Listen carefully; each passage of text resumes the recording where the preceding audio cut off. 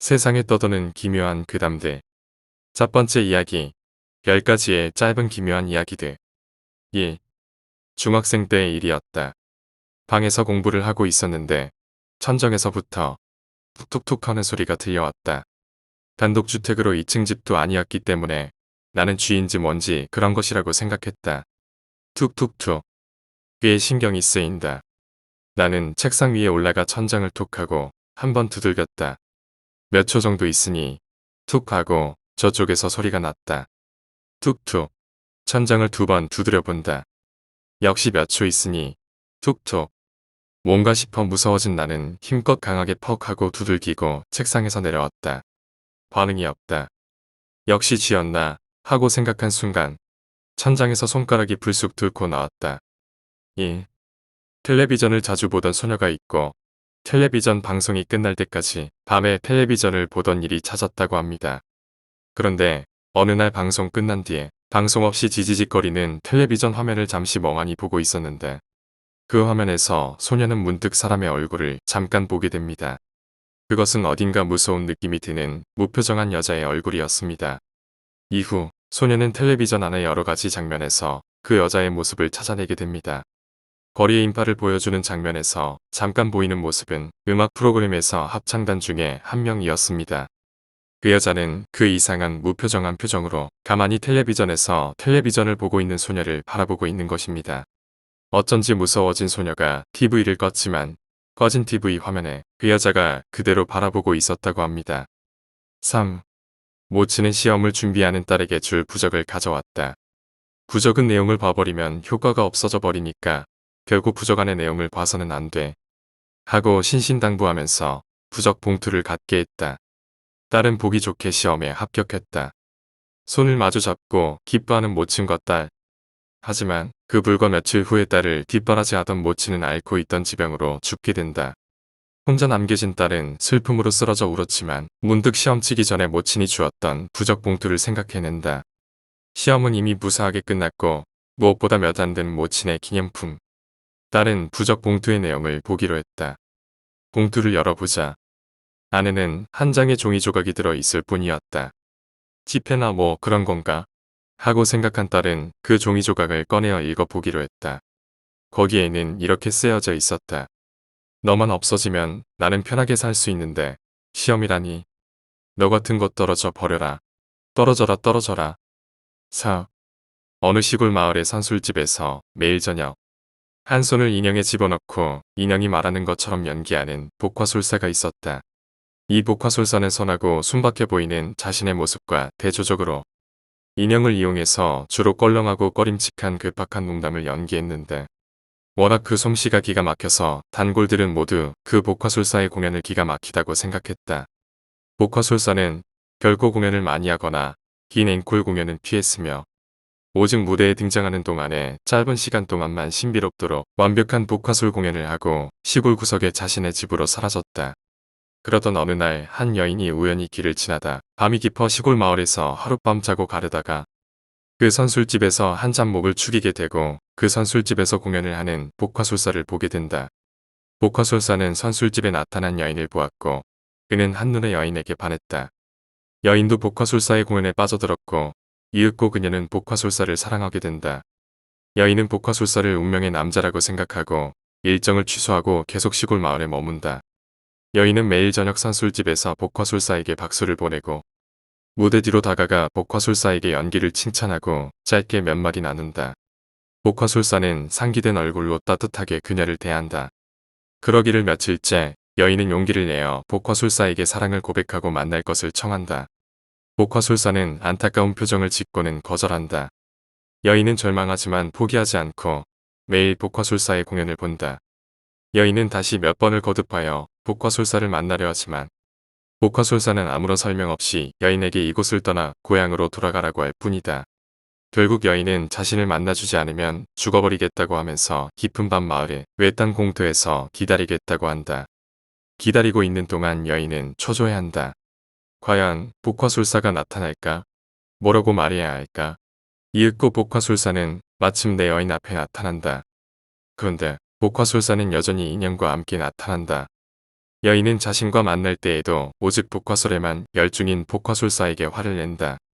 복화술사는 고개를 떨구고 말이 없다. 여인은 더욱 화가 나 복화술사의 인형을 붙잡고 찢어버리려고 한다. 복화술사의 손에서 인형이 벗겨지자 그제야 복화술사의 비밀이 드러난다. 복화술사는 샴쌍둥이였다. 복화술사의 왼손 부분이 기괴하고 흉측하게 일그러진 작은 복화술사의 동생이었던 것이다. 여인은 비명을 지르고 복화술사는 얼굴을 감싸쥐고 고개를 숙이고 있는데 인형을 벗어던진 소인은 징그러운 미소로 킬킬거리면서 여인에게 소리친다. 너는 복화술에 반했고 너는 나를 사랑하는 거라고. 우. 자동차를 운전하다 졸음을 느낀 남자는 어쩌다 보니 모르는 거리에 들어서게 된다. 그러나 근처를 둘러봐도 사람이란 아무도 없다. 거리 이곳저곳에 부자연스럽게 마네킹이 있을 뿐이었다. 남자는 이상하다는 생각을 하며 거리의 풍경을 기이하게 여긴다. 의심스럽게 생각하면서 거리를 지나치는데 차 앞에 마네킹이 툭 떨어진다. 남자는 놀라서 그 자리에 멈춰섰다. 어떤 놈이 이런 짓을 하는 거지? 하고 투덜거리면서 주위를 둘러보면 어느새 점차 주위에 마네킹이 드러나고 있다. 남자가 보고 있을 때는 움직이지 않는데 잠시 다른 곳을 보면 마네킹이 가까워져 온다.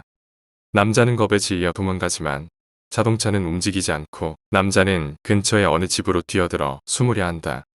집 안에도 마네킹이 있었다.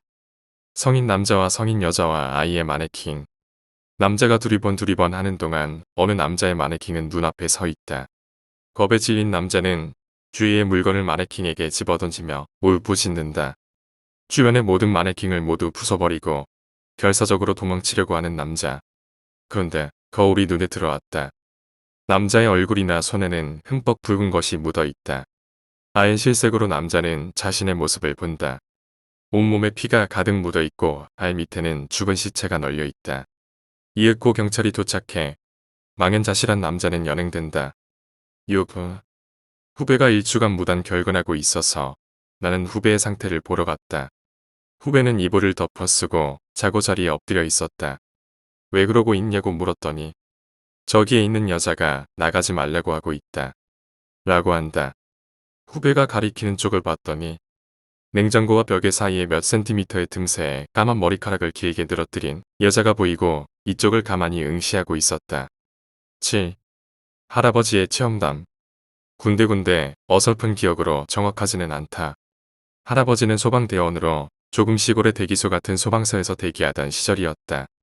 그러던 중에 한 경관이 그 대기소에 뛰어들어왔다. 미안한데 우리 업무 좀 도와주시. 왜? 가족 집단 자살이요. 다 같이 목을 맸어. 알았어. 그런 일을 처리하는 것도 업무의 일부였는지 아니면 그냥 간이 커서 그랬는지 할아버지는 즉시 뛰어나갔다. 가면서 이야기를 들어보니 집단 자살한 가족의 친척이 그 집을 방문했다가 일제히 처마에 매달려 있는 사람들을 보고 전화 연락을 해서 이 경관이 가봤던 것이다. 그런데 죽은 사람 숫자가 많고 일제히 줄줄이 목매달아 죽어있는 모습에 경관이 위축되어서 그 친척 사람에게는 사람을 불러오겠다고 하고는 할아버지에게 도움을 청한 것이었다. 경관이 먼저 집에 들어가고 잠시 후 뒤따라 뛰어간 할아버지가 들어갔는데 경관은 사색이 되어 어딘가로 급하게 연락을 하고 있었다. 뭐 어떻게 된 거야? 경관은 본부에 연락하고 있다. 한 명 더 늘어났습니다. 처마 끝에 일가족과 함께 신고했던 친척이 목매달고 죽어 있었다고 한다. 8. 악몽을 꾸었다. 내용은 단순하다. 그저 계속해서 손으로 목을 졸리고 있는 꿈. 상대의 얼굴은 안개가 끼인 것처럼 희미해져서 안 보인다. 나는 벗어나려고 필사적으로 상대의 손목을 붙잡고 있는 힘껏 힘을 써보지만 아무리 그 손목을 뿌리치려고 해도 뜻대로 되지 않는다. 서서히 의식은 희미해지고 의식이 끊기는 순간 나는 동시에 깨어난다. 무심코 목에 손을 대어본다. 식은 땀이 온몸을 적시고 있다. 이러고 나서 목에 손자국이 멍들어 남아있으면 전에 들었던 무서운 이야기랑 똑같네. 그렇게 생각하면서 세면대에서 옷을 벗고는 거울을 본 순간 나는 얼어붙었다. 시퍼런 멍든 자국이 남아있었다. 목이 아니라 내 손목에. 어젯밤에 겪은 일이다. 지하철을 타고 가고 있는데 맞은편에 앉아있던 여자가 가방에서 전화를 꺼낼 때 그때 가방에서 어린 아이의 손이 쑥 나왔다. 여자는 뭘 아는지 모르는지 알 수 없었지만 손은 조금씩 주변을 두리번 하는 듯하게 움직이더니 다시 안으로 들어가 버렸다. 나는 뭘 잘못 봤나 하고 어리둥절해하고 있는데 그 여자는 이내 내렸다. 쉿. 한밤중 나는 혼자서 텔레비전을 보면서 어느새 꾸벅꾸벅 반쯤 졸게 되었습니다. 문득 정신을 차려보면 왠지 방에는 불이 꺼져 있고 어두운 방에서 텔레비전의 화면만이 어두운 가운데에 빛을 발하고 있습니다. 텔레비전 화면에는 쓸데없이 긴 돌계단이 비치고 있습니다. 생방송일까요? 거기도 무언가 어두운 느낌이 주변에 서려 있습니다. 뭔가 싶어보고 있자니 화면은 점차 계단 위로 이동하기 시작했습니다. 화면에는 전혀 등장인물이 없습니다. 나레이션도 없습니다. 조용히 어둠침침한 곳을 비추며 카메라맨 등등의 제작진으로 추정되는 사람들의 발소리만이 가볍게 들려올 뿐입니다. 이윽고 돌층계를 다 올라 사람이 살지 않는 낡은 건물의 문이 있는 곳을 빠져나가 사당이나 폐허가 된 절과 같은 건물 뒤편으로 카메라는 움직여갑니다. 잠시 후 카메라는 문득 멈추었습니다. 그리고 조명이 서서히 어두워집니다. 화면은 거의 깜깜합니다. 나는 방에 전기불을 켜는 것도 있고 그 깜깜한 화면을 계속 응시했습니다. 한참 아무 소리도 없더니 휙 흰 물체와 빛이 화면을 지나쳤습니다. 그리고 또 아무 소리도 들리지 않습니다. 이윽고 탕 못을 치는 소리가 들렸습니다. 몇 분간 그 소리는 계속되었고 그것이 끝난 후 또 흰 물체와 빛이 화면을 지나쳤습니다. 또 침묵. 겨우 약간 조명이 밝아지면서 카메라는 방금 전 소리가 난 방향으로 다가갑니다. 발소리로 생각해보면 카메라맨 이외에도 아직 몇 명의 사람들이 있겠지만 내가 텔레비전을 보기 시작한 때부터 아직 한마디도 인간의 목소리는 들려오지 않습니다. 그런데 잠시 후 카메라는 어떤 나무 한 그루에 자꾸자꾸 다가갔습니다. 그 나무가지에는 지프로 만든 인형을 대못으로 박아 놓았습니다. 그 지프로 만든 인형에 더욱더 카메라가 가까워졌습니다. 그리고 차라리 보지 않을 것. 그 지프로 만든 인형에는 나의 이름이 쓰여져 나의 사진이 붙여진 채 있었습니다. 두 번째 이야기. 우리의 근원. 아주 머나먼 곳. 지성을 가진 생명체라도 쉬이 짐작할 수 없을 만큼 멀고도 멀게 떨어져 있는 심해. 그 바다는 원시의 바다였다. 드물게 존재하는 생명체들은 투박한 비늘을 가진 고대어들이었다. 그나마도 굉장히 적어서 지금 내가 설명하려 하는 어느 것에게 그나마 가끔 영향을 끼치는 대수로운 존재였다. 어느 것은 물고기가 자신의 위를 헤엄칠 때마다 껍질을 벌려 잠시 숨을 다시 고르곤 했다. 그랬다. 어느 것은 조개였다. 조개는 매우 오래 살았다. 쭈글쭈글한 분홍빛 살들은 그녀가 살아온 나이를 반증하는 좋은 증거였다. 그녀는 고요하고 어두운 바닷속에서 홀로 존재하는 이였다. 가끔 그녀 위를 스치듯 헤엄치는 물고기와 그녀가 가끔 껍데기를 벌리면 올라오는 공기방울들이 고요한 심해 속의 정적을 잠시 회방하는 유일한 것들이었다. 무척 커다란 그녀는 항상 자신의 껍데기를 자랑스럽게 여겼다. 그녀의 껍질은 매우 아름다웠다. 빛 한 점 없는 어둠의 바닷속에서 유일하게 빛을 뿜는 발광체였다. 그녀는 이 아름다운 장신구를 유지하기 위해서 꾸준히 흙을 삼키고는 분비물을 모아 덩어리를 만들었다. 영양분이 그녀의 껍질을 더 윤택하게, 더 크게 해주었다. 거무죽죽한 모래 사이에서 가끔 발견되는 반짝이는 돌만은 그녀도 뱉지 않고 가슴편에 꼭꼭 모아두었다. 얼마나 오랜 시간에 왔을까? 이제 둥글게 뭉쳐 만들어진 그녀의 보물은 그녀가 살아가는 가장 큰 이유이자 기쁨이기도 했다. 흙을 삼킴으로써 영양분을 공급받고 살아가는 그녀는 가끔씩 특별한 것이 먹고 싶을 때 미끈미끈한 미생물들이 살고 있는 진흙 바닥으로 가서 흙을 먹고는 했다. 그 흙에서는 반짝이는 이물질은 없었지만 씹는 맛이 더 좋았고 거기서 서식하는 미생물 덕에 더욱 영양가 풍부한 식사를 할 수 있었다. 때문에 그녀는 못되어도 한 달에 한 번은 꼭 그곳에 갔다. 행복한 그녀의 삶이 어느 순간 불행해지기 시작한 건 이미 수억 년을 살아온 그녀의 나이가 조금 더 먹었을 때였다. 매우 아름다우면서 또한 거대한 그녀의 껍질 또한 점차 빛을 잃고 바래졌다. 이상했다. 그녀가 아파진 이유는 단 하나였는데 뱃속에서 무언가가 움직이는 듯한 이상한 느낌을 받기 시작하고 부터 느끼는 복통과 스트레스였다. 살아온 수억 년간 한 번도 이런 고통을 느껴본 적이 없었다. 풍요롭고 따뜻한 심해에는 그녀의 적수가 없었다. 조용하고 또 아름다운 삶이었다. 그런데 이런 일이 일어나다니 그녀는 매우 걱정스럽고 또 괴로웠다. 배 속에서 움직이는 것의 정체는 세균이나 뭐 그 비슷한 것들인 듯 했다. 점차로 그녀의 뱃속을 헤집고 다녔다. 그녀는 끊이지 않고 또 미묘하게 계속 느껴지는 고통을 힘겹게 참았다. 고통은 끝나지 않았다. 10년이 지나고 100년이 지나고 또 그 이상의 수없이 많은 시간이 흘렀어도 지입. 여기는 아서로스호이다. 우리는 놀라운 것을 발견했다. 고향에서 너무나 멀리 떨어진 곳으로 왔기 때문에 지금 전송하는 메시지는 정확히 1275년 후 우리들의 고향으로 도착할 것이다. 현재 우리의 좌표는 VBN-2345-56885 97,668이다. 반복한다. 우리의 좌표는 VBN-2345-56885 97,668이다. 우린 지금 상상할 수도 없는 것과 마주하고 있다. 아마 이 메시지를 들을 때쯤엔 우리는 소멸하여 사라졌을 것이다. 하지만 우리는 이 놀랍고 경악스러운 비밀과 마주했다는 사실만으로 충분히 영광스럽다. 광속 이상의 속력으로 천문학적인 시간의 우주항해 끝에 우리는 드디어 우주의 끝에 도달했다. 계속해서 팽창한다는 과학자들의 이론과는 달리 우주벽의 끝은 단단한 암석체 같았다. 우리는 벽을 파괴했다. 그리고 서둘러 밖으로 항해했다. 우리는 현재 고향에서 부르는 바다와 비슷한 상황에 처해 있다. 아니다. 바다와 비슷한 상황. 그렇지 않다. 우주 밖은 바다 그 자체다. 함선 밖의 액체의 정체는 소금물이다. 지구의 것과 조금 다른 비율과 구성도를 가지고 있지만 이것이 바닷물이라는 것에는 일말의 의구심도 없다.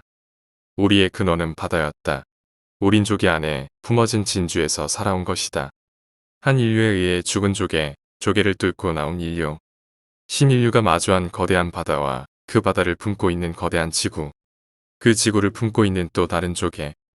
세 번째 이야기, 감나무. 친구가 할머니에게서 들었다는 이야기. 친구의 할머니는 젊었을 때 나가노 쪽의 시골에서 병이 있는 어머니와 살고 있었는데 그 집 정원에는 크고 훌륭한 감나무가 있었던 모양이다. 그러던 어느 가을 저녁에 툇마루에서 차를 마시며 멍 때리고 있는데 문득 감나무에 눈이 갔다. 다 익은 감이 몇 개 정도 달려 있었는데 이상하게도 그 가지를 보고 있으니까 갑자기 그 나무에 목을 달고 죽어보고 싶은 생각이 들었다고 한다. 슬픈 것도 싫은 것도 전혀 없는데도 문득 라면이 갑자기 먹고 싶어지는 것처럼 갑자기 자살하고 싶어진 것이다. 그런 생각이 들어서 안절부절 못하다가 곧장 업간으로 가서 목매달줄을 가지고 와서 가지에 동여맸다. 폐렴 앓고 있는 어머니가 있었지만 그 사실마저 까맣게 잊고서 일사불란하게 자살 준비를 하고 있었다. 그리고 드디어 목을 매려는 순간 감밀매가 눈에 들어왔다. 왠지 거추장스러워 보여서 다시 헛간에 가서 긴 장대거위를 찾기 시작했다. 5분 정도 지나서 드디어 장대거위를 찾아냈다. 정원으로 돌아와서 자 죽자 라고 생각하며 감나무를 보았다. 그런데 거기에는 자신의 어머니가 목을 메고 있었다. 이유도 모른 채 한순간 어안이 벙벙해졌다가 퍼뜩 제정신으로 돌아와서 뭐 하는 거야? 라고 말하며 가지고 있던 장대거위로 줄을 잘랐다. 굵은 줄이어서 자르는데 시간이 걸렸지만 어머니는 희미하게 숨을 쉬고 있었다. 그 후 의사에게 데리고 가서 진찰한 결과 겨우 목숨만은 건질 수 있었다.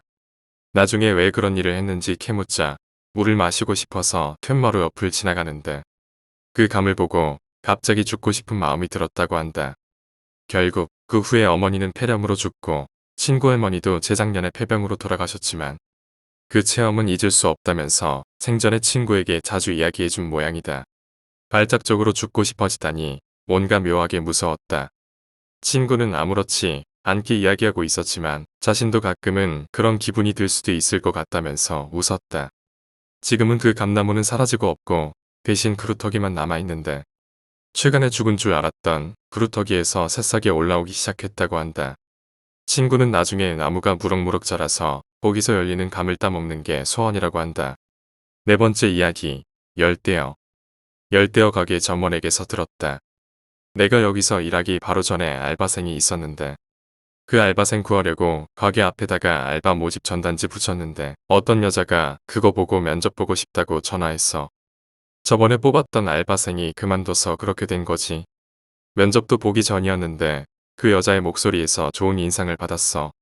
그리고 면접 보던 날 점장이 예상한 대로 인상 좋은 여자가 찾아왔어. 그 여자를 K라고 할게. K는 근처 대학에 다니는 18살 여자였어. 열대어를 좋아해서 집에도 기르고 이 가게에도 온 적이 있다고 말했어. 확실히 익숙한 얼굴이었어. 그날은 또 다른 사람하고 면접이 있었기 때문에 결과는 나중에 알려준다고 말하고 헤어졌지. 그렇게 말했지만 점장 마음속에는 이미 결정을 내린 뒤였고, 그리고 한 이틀 정도 지나서 점장이 K에게 채용되었다고 연락을 넣었어. 그리고 그 다음 주부터 K가 알바를 시작했어. 주말 포함해서 주 5일. K는 완벽하게 일을 해냈어. 수조 청소, 먹이 주기는 물론 품종에 대해서는 점장보다 더 자세히 알 정도였으니까 말이야. 고객들이 X라는 물고기 있습니까? 라고 물으면 곧바로 대답할 것 같은 포스를 풍겼지. 점장도 거의 가르칠 일도 없어서 존나 좋은 사람 채용했다고 웃으면서 말하더군. 그렇게 한 달 정도 지났을까? 그때부터 K가 조금 이상해지기 시작했어. 지각도 눈에 띄게 늘어나고 가게에 와서도 마음이 딴 곳에 가 있는 모습이랄까? 그냥 멍한 채로 있었어. 그래서 점장이 걱정돼서 괜찮냐고 물어봤어.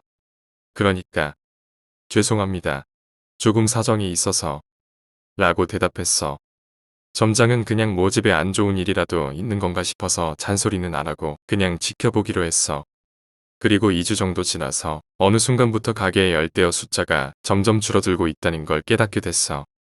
K에게 물어보니까 히터가 끊어진 수조가 몇 개 있었고 그 중에서 대부분이 죽었다고 말했어. 죽은 고기는 가게 뒤에 묻었다고 말했어. 알겠어요. 고마워요.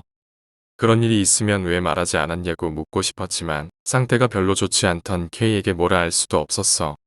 그리고 그날 K가 돌아갈 때 점장은 이상한 점을 눈치챘어. 이 열대어 가게는 입구에서 2개의 통로가 쭉 이어져서 안쪽에 계산대가 있어. 각 통로의 양쪽에 크고 작은 수조가 줄지어 있고 사람이 수조에 접근하면 대부분의 열대어가 먹이를 받아먹을 수 있다고 생각하는지 반사적으로 다가오거든. 그런데 K가 집으로 돌아갈 때면 열대어의 움직임이 정말 이상했어. K가 통로를 걷다 보면 뿔뿔이 터지게 움직이고 있던 열대어들이 K를 피하는 것처럼 통로의 반대편으로 일제히 모이는 거야. K가 지나가면 아무 일도 없었던 것처럼 또 뿔뿔이 흩어지고 마치 패닉에 빠진 것처럼 물 위로 튀어오르는 열대어도 있었어. 그날은 그냥 이상하다고만 생각했는데 그 다음 날도 마찬가지였어. K가 수조에 먹이를 줘도 아무도 먹으려고 하지 않았어. 그리고 K가 수조에서 벗어나면 겨우 먹기 시작했어. 점장은 오랫동안 열대어를 봐왔지만 이런 반응은 처음 보는 거였어. 그래도 제대로 일을 하는 K를 보니까 뭐라고 말할 수도 없었지. K가 알바를 시작한 지 6개월이 지났을 무렵이야. 그날 점장이 밤늦게까지 일하고 오후쯤에 가게에 왔어. 가게의 풍경을 보고 점장은 놀랐어. 수조 속에 아무것도 없었어. 열대어가 모두 사라진 거야. 처음에는 꿈이라고 생각해서 뺨을 꼬집거나 때리거나 했지만 역시 현실이었어. K의 모습도 보이지 않았고 K에게 전화를 걸었지만 연결조차 되지 않았어. K가 뭔가를 알고 있는 게 틀림없다고 생각한 점장은 가게 입구에 클로즈드 간판을 걸고 K의 이력서에 적힌 주소로 향했어. 열대어 가게에서 오토바이를 타고 10분 정도 지나서 K가 사는 아파트에 도착했어. 지은 지 수십 년은 지났을 법한 오래된 아파트, 깃바랜 노란색 외벽은 너덜너덜 벗겨져 있었어. K의 집은 2층 구석. 띵동, 띵동. 인기척조차 느껴지지 않았어. 손잡이를 돌려봤지만 당연히 열리지 않았어. 집에는 없다고 생각한 점장이 일단 집으로 돌아가고 밤에 다시 오기로 했어. 그날 밤 점장은 다시 K의 아파트로 향했어. 아파트에 도착하니까 뭔가 요란한 벨소리가 들리기 시작했어. 띵동 띵동 K씨 있습니까? K씨 문 열어요. 몇몇 사람들이 K의 집 앞에서 소리를 지르면서 벨을 누르고 있었어. 점장은 무슨 일인지 물어보려고 했지만 듣지 않고도 상황을 파악할 수 있었어. K의 현관문으로 많은 양의 물이 흘러나오고 있었어. 통로도 물에 잠기고 있었기 때문에 아마도 K가 사는 집 아래층 사람이 찾아온 모양이야. 아파트 관리인에게 연락도 끝난 상태였고 30분 정도 지나서 여기 올 것 같다는 소리를 들을 수 있었지. 그리고 점장은 사람들에게서 K에 관한 이야기를 들을 수 있었어. 사람이 말을 해도 대답도 안 하고 인사도 안 하고 뭔가 기분 나빴다고 하더라.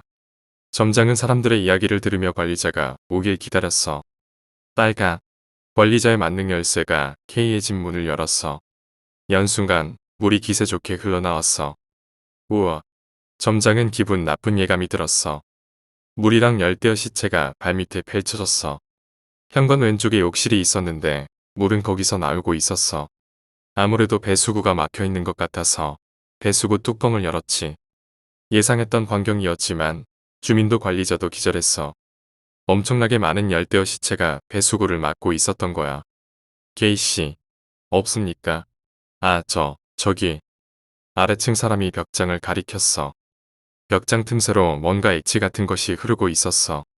그리고 벽장을 연 순간 벽장 안을 본 모든 사람이 패닉에 빠지고 말았어. 거기에는 목이 밧줄에 감긴 채로 벽장 윗단에 앉아있는 K가 있었어. 밧줄 끝은 천장 구멍으로 연결되어 있었어. 한마디로 자살이지. K의 입에는 많은 양의 열대어가 가득 차 있었어. 벽장 틈새로 나오던 액체는 K가 실금한 흔적이었고 관리인은 경찰에 신고하고 주민과 점장은 그저 멍하니 지켜볼 수밖에 없었지. 여기부터는 어디까지나 내 추측이만.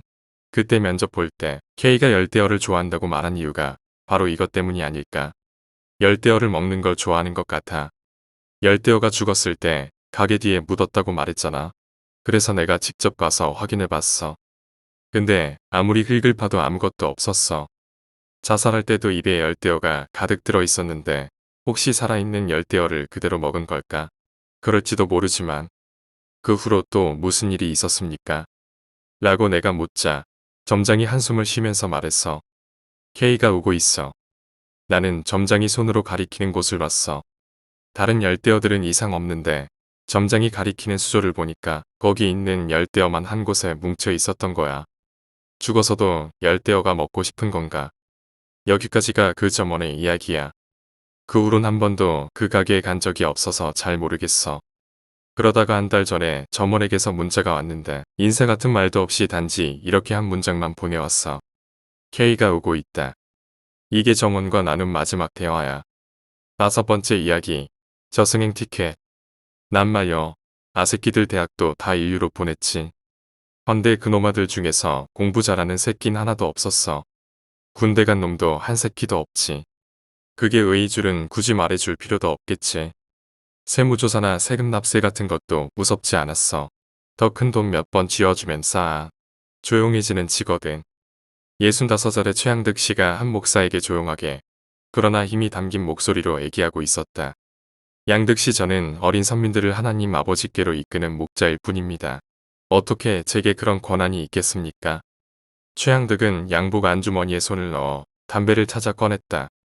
교회 안에서 거침없이 불을 붙여 한 모금 쭉 빨아들이는 그의 모습에서 신앙에 대한 예의라고는 털끝만큼도 발견할 수 없었다. 결국 당신도 목사란 거지. 먹물 먹은 새끼들은 다 똑같아. 근데 그 새끼들 공통점이 뭔지 아오? 목사는 펼친 책을 보던 시선을 들어 가만히 그를 바라보았다. 당신들이 책 잡는 동안 난 사시미 칼 들고 세상 헤쳐왔다는 거야. 싫으면 말 것이지 주절주절 말이 많아. 일 없습니다. 최양득은 뚜벅뚜벅 회랑을 걸어 나왔다. 한 소년이 있었다. 쥐정뱅이 아버지의 매춘부 어머니.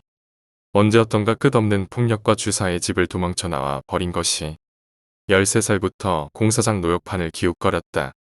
소년이 18살이 될 무렵 그의 몸은 다른 청년들과 비교할 수 없을 정도로 뼈가 굵어 장사가 되어 있었다. 저용피가 끓었고 하루 벌어 하루 먹고 사는 삶이 비참하다는 자괴감이 스스로를 괴롭혔다. 어느 날이었다.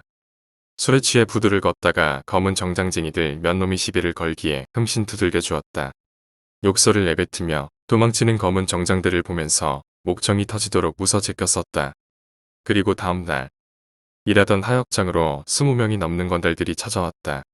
얼굴이 퉁퉁 부어있는 익숙한 몇 놈이 보였다. 일하던 아저씨들이 모조리 도망가는 것을 시작으로 싸움이 일어났다. 양득은 기죽지 않았다. 맞아도 또 일어났다. 일어날 때마다 대거리로 모두가 지랄 맞은 새끼라며 혀를 찰 때쯤 뒤편에 가만히 서서 담배만 피우던 사내가 말했다. 뭐 때문에 그렇게 독이 오른 거냐? 쓸만한 마음가짐이다. 너도 순탄찮은 인생인 듯 한데 어떠냐? 같이 일해 볼 테냐? 양득은 주먹질을 하던 사내들과 섞여 우르르 선술집으로 갔다. 당장 뒤섞여 술을 마시고 따르며 한바탕 웃고 떠들었다. 그게 시작이었다. 양득은 벤치의 뒷좌석에 앉아 피곤한 듯 콧잔등을 눌러 잡았다. 형님, 어디로? 이 새끼야. 형님이라고 부르지 말랬지? 죄송합니다. 교회 쪽은 이제 일 없다. 유명한 절이나 한번 찾아봐라. 절 말입니까? 머리를 박박 민 사내는 볼에 쭉 그어진 칼자국을 가지고 있었다. 무척이나 위압적인 생김새였지만 고개를 갸웃거리며 엑셀을 밟는 모습이 더없이 우스워 보였다. 양득은 출발하는 차에 앉아서 다시 며칠 전 일을 생각했다. 최양득 씨 우선 위로의 말씀을 드립니다. 악성 뇌종양이십니다. 중기이긴 합니다만 사례가 거의 없는 희귀한 것인지라 수술 성공 확률이 절반도 되지 않는군요. 무조건 권하지는 않겠습니다. 잘 생각해보세요. 젊어서부터 진찰을 맡긴 주치의가 내린 진단은 사형 선고였다. 2개월쯤 남았다고 했다. 양득은 그날이라고 다르게 보내지 않았다. 조직을 나오면서 인계받은 사채업소의 사장이 그였다. 죽어도 맘 편히 죽을 수 없었다.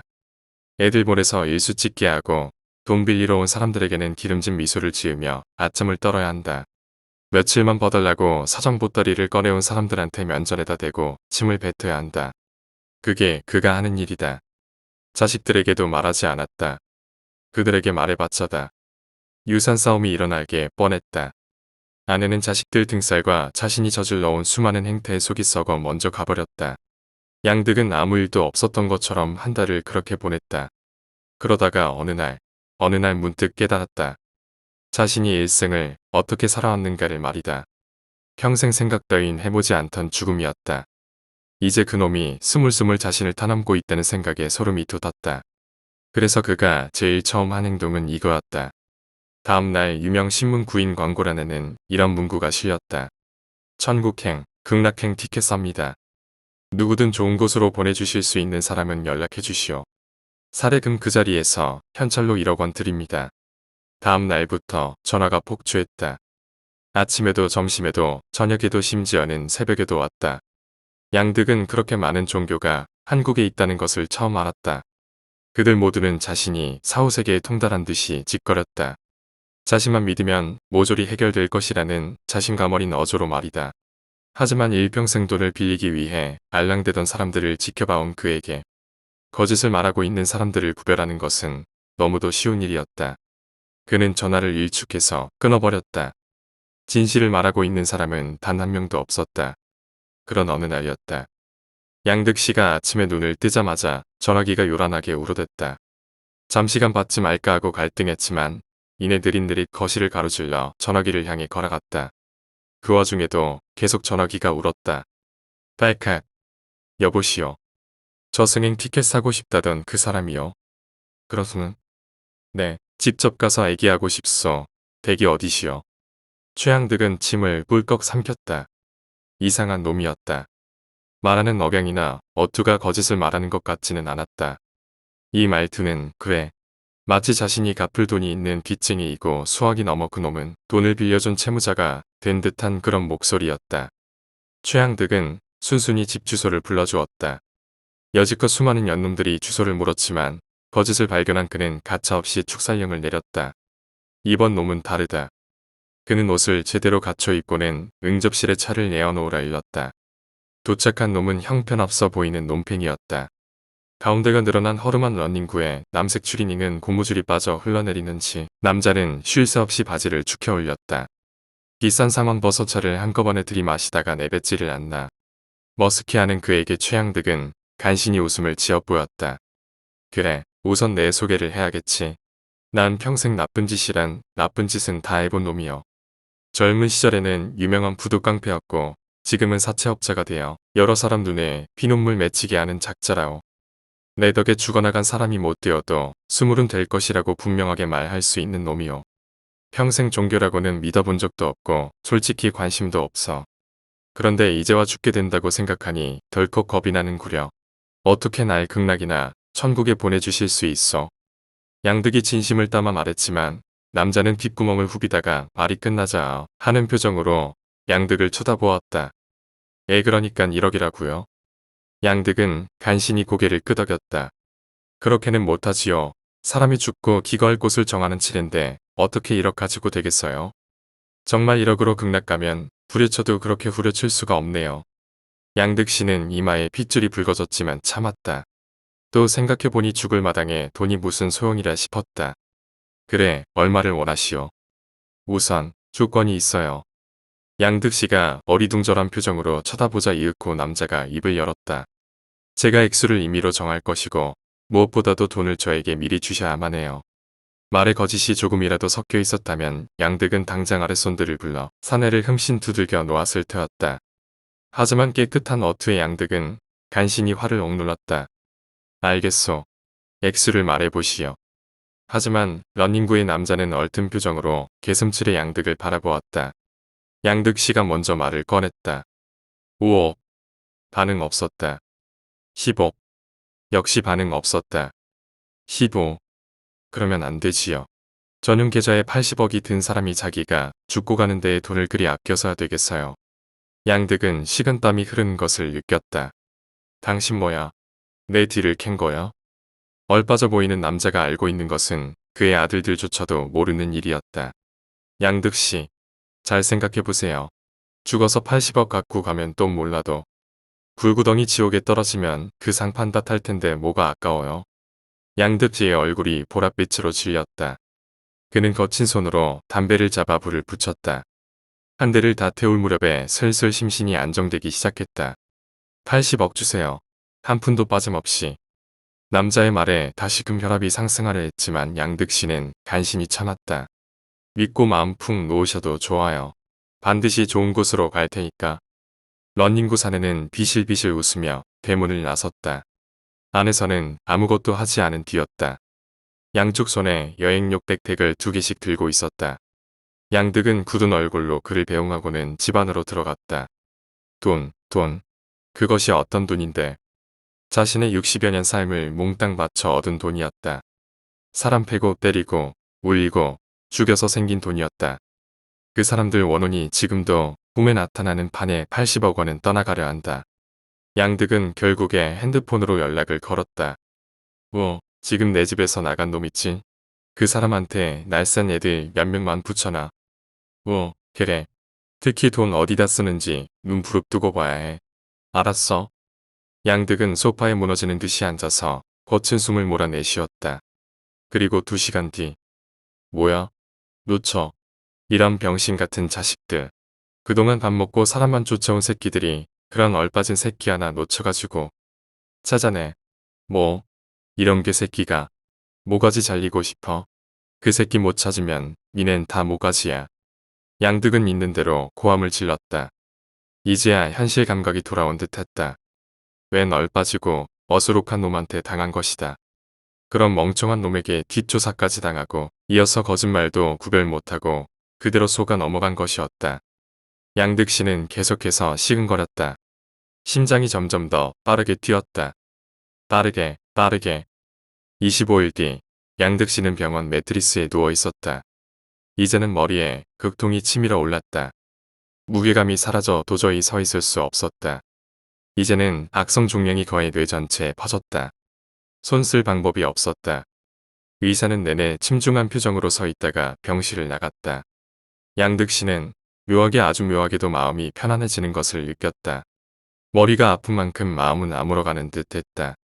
자신이 좋은 곳에 갈 수 있을 거라는 생각은 결코 들지 않았다. 하지만 이것도 결국에는 한 인간이 지나가야 할 길이라고 들었다. 최양득은 언제나 그것을 두려워하지 않았다. 집을 뛰쳐나와 외부 세계로 뛰쳐나가는 방법은 순탄했었는가? 1인 노동력에서 부두 건달로 들어갈 때는 두렵지 않았는가? 그는 남들은 정상이 아니라고, 바른 길이 아니라고 여기는 길을 걸었고 독하게 살아남아 그들만큼, 아니 그들보다 더 성공한 삶을 살았다고 자신했다. 누군가 아니라고 한다고 그 길이 틀린 것은 아니었다. 진창 길이고 더러워도 길은 길이다. 그렇게 그는 편하게 죽음을 맞았다. 양득은 길게 늘어선 줄의 대열에 서 있었다. 자신의 앞과 뒤로 수없이 많은 영혼들이 함께 줄지어 서 있었다. 양득은 자신이 죽어 저승에 왔다는 것을 실감했다. 계열, 양쪽에 시립한 무서운 장군상들은 눈을 희번득거리며 도망치는 영들이 없나 감시하고 있었다. 그 줄을 이탈해 도망치면 단칼에 베어져 환생조차 할 수 없는 존재가 될 터였다. 이윽고 최양득 씨가 염라대왕 앞에 섰다. 부리부리한 눈매와 커다란 코를 지닌 염라대왕은 불같은 눈길로 양득 씨를 내려다보았다. 살아생전 남에게 위압감을 준 적은 있어도 당해본 적은 없는 양득 씨였지만 지금은 오금이 저려 감히 눈길을 마주칠 수도 없었다. 이놈 보게나. 기껏 인간으로 태어나게 해주었더니 담배를 피워 수명을 깎아먹지를 않나. 집에서는 가출을. 보세나 깡패가 되어서 사람 많이도 쳤구만. 흰값 많이 물었겠어. 말년에는 좀 건전한 직업을 찾을 줄도 알아야지. 부시한 것이 사채업자인긴가. 사람 여러 놀리고 죽였구만. 울음소리가 뒷가에 앵앵거리는 듯 하거나 속 썩여 아내를 일찍 보내고 아들놈에게 재정적으로만 후원해줄 뿐 아버지다운 모습은 하나도 보여주지 못했군. 참 가관이구만 가관. 라고 말했다. 양득은 그때 겨우 고개를 들어 염라대왕을 바라보았다. 저 외람되지만 제 아내는 어디에 있습니까? 염라대왕이 잠시 불같은 눈초리로 양득을 바라보았다. 양득은 어깨를 움츠렸다. 대왕은 명부를 뒤적이다가 말했다. 못난 남편 만나 온갖 수발만 하다가 죽었군. 자식들 불평불만과 남편도 꼬집 사이에서 오죽이나 했겠어. 다행히 지금은 극락에 있구먼. 대왕은 이윽고 붓을 들어 판결문을 작성했다. 그리고 큰 소리로 우려할 때 옆에 있던 저승사자가 대왕에게 다가가 귓속말을 했다. 잠시 멈칫한 대왕은 다시금 명부를 들어 책을 뒤적였다. 최양득이 막장 인생이라 마지막까지 펼쳐보지도 않았더니 끝에 병고가 있으렸다. 고아원 아이들을 1000명도 넘게 후원했군. 장애인들을 위한 기금도 천문학적으로, 독거nom녀와 가출 소년소녀들을 위한 기금도 엄청나게 지원했군. 사회복지시설에 기부금 20억 원, 양득재단 설립이라 허허. 양득 씨의 머리에 번개같이 런닝구를 입은 추레한 남자가 스쳐 지나갔다. 그때 염라대왕의 불같은 호령이 떨어졌다. 네 이놈. 그렇게 많은 사람을 괴롭히고 이제와 그까지 땡푼 좀 내놓은들 판결이 달라질 것 같으냐? 그 오만한 표정은 무엇이냐? 양득은 표정 한번 바뀐 적이 없었지만 어쨌든 허옇게 지인 얼굴로 바닥에 무릎을 꿇었다. 허나 자신이 평생에 걸쳐 착취한 피력을 모조리 남에게 베푸는 것도 쉬운 일은 아니라 내가 준 공으로 자라날 많은 아이들과 사람들이 새로운 기회를 부여받았을 터이니 내 판단에 재고를 불러일으키는구나. 염라대왕의 판결봉이 높이 올라갔다. 양득은 눈을 감았다.